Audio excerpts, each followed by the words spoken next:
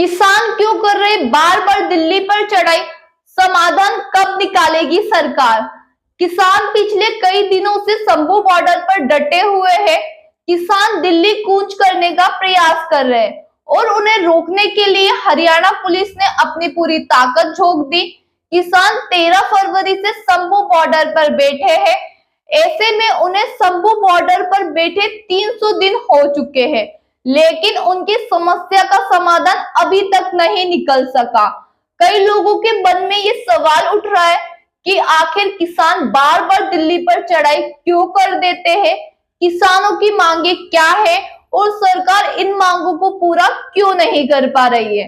किसानों की लड़ाई एमएसपी को लेकर है। इसी बीच एक सवाल यह भी उठता है कि पंजाब और हरियाणा के किसान इस आंदोलन में क्यों शामिल है। उत्तर प्रदेश, मध्य प्रदेश, बिहार या अन्य राज्यों के क्यों शामिल नहीं है। देश में हरित क्रांति का जो सबसे ज्यादा असर हुआ है गेहूं और चावल के उत्पादन का, वह हरियाणा और पंजाब में हुआ।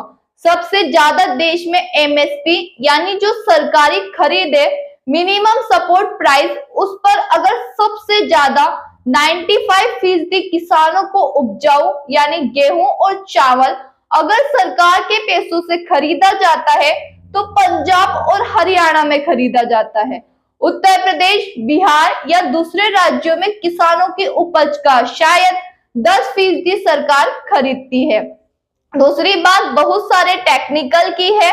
आज जैसे दूसरे राज्यों में धान कट रहा है, धान को लेकर आज जाते हैं तो उसमें नमी के हिसाब से और इतने पैमाने हैं सरकार की खरीद में और इतना भ्रष्टाचार है कि किसान अपने घर पर वहीं पर सरकारी रेट से कम में व्यापारी को बेच देते हैं, वहां सरकार को बेचने नहीं जाते।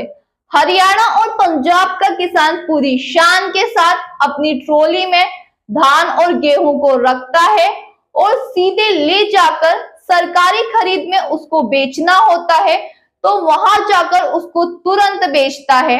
3 दिन के अंदर उसका पेमेंट आता है। तो यहाँ अब क्या है कि अब सरकार यहाँ ओपनली नहीं रहती कि सरकार और केंद्र सरकार किसानों को हतोत्साहित करना चाहती है।